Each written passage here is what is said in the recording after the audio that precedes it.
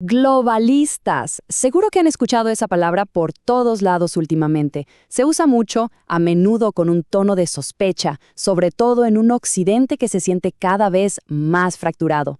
Pero a ver, ¿quiénes son realmente?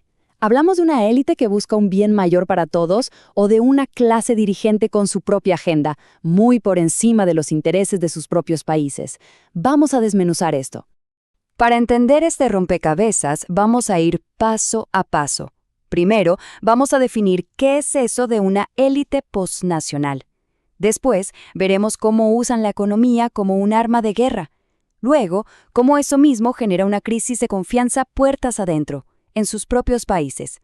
También, cómo su principal herramienta de poder, el dólar, empieza a tambalearse. Y finalmente, el escenario que algunos analistas ven venir: una posible guerra civil. Entonces, la pregunta del millón. Cuando alguien dice globalistas, ¿de quién estamos hablando exactamente? Miren, esto no va de una teoría de conspiración simple. Se trata de algo más profundo, una identidad, una forma de ver el mundo y sobre todo un modelo económico muy específico. Lo primero es entender su mentalidad. Según analistas como David Betts, la clave aquí es que su lealtad no está con una bandera o un país, sino con una idea global. Por eso los llaman justamente una élite postnacional. A ver, se les describe como una clase dirigente postnacional, porque sus lealtades van a parar a instituciones globales, no a su nación. También los definen como postcristianos, pero ojo, no tanto en lo religioso, sino en lo cultural. Se han alejado de los valores que tradicionalmente formaron Occidente. Y son cosmopolitas. Su mundo ideal es uno sin fronteras donde las identidades locales se disuelven. Su identidad económica es fundamental para entenderlos. El economista Michael Hudson hace una distinción muy clara. Por un lado, está el capitalismo industrial, el que construyó la riqueza real fabricando cosas, y que hoy vemos por ejemplo en China. Su objetivo era producir y elevar el nivel de vida. Pero, por otro lado, está el capitalismo financiero o rentista, que es el que domina hoy en Occidente, y su meta es muy distinta. No se trata de producir, sino de extraer rentas, intereses, comisiones y privatizar para concentrar la riqueza en muy pocas manos. Bueno, ya tenemos un perfil. Ahora, ¿cómo impone su voluntad esta élite? Olvídense de tanques y ejércitos. Según el economista Jeffrey Sachs, sus armas son mucho más silenciosas y quizás por eso mismo mucho más efectivas. Son armas económicas. Sachs no se anda con rodeos. Para él, eso que llaman diplomacia económica es un eufemismo. La realidad es que es coerción pura y dura. Es una guerra, pero por otros medios, y su objetivo no es ayudarse mutuamente, sino directamente aplastar otras economías para que se alineen con sus intereses. Y el fin último de esta coerción, muchas veces, es lo que se conoce como cambio de régimen. Sachs lo describe como el corazón de la política exterior estadounidense, tumbar gobiernos que no les gustan para poner a otros que sí. Una práctica que, según él, es extraordinariamente inusual si la comparamos con la historia de las relaciones internacionales. Y esto sigue un guión casi siempre igual. Primero, se ahoga la economía del país con sanciones. Después, muchas veces a través de operaciones encubiertas, se financian y organizan protestas y disturbios. Y al final, todo esto se empaqueta para los medios de comunicación como una revolución de colores, un supuesto estallido espontáneo de la gente. Venezuela es un ejemplo de libro. Según Sachs, Estados Unidos declaró una emergencia nacional para poder justificar las sanciones.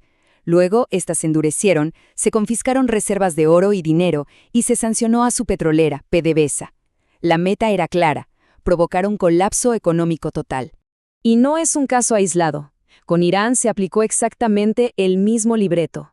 Sanciones diseñadas para pulverizar el valor de su moneda, para dejarlos fuera del sistema financiero y, como dijeron funcionarios estadounidenses citados por Sachs, para provocar que la gente salga a las calles. Pero todo este despliegue de poder hacia afuera tiene un efecto boomerang. Mientras la élite globalista se concentra en el extranjero, en sus propias casas se está cociendo una crisis de legitimidad tremenda. La gente deja de creer en el sistema. Y miren el resultado.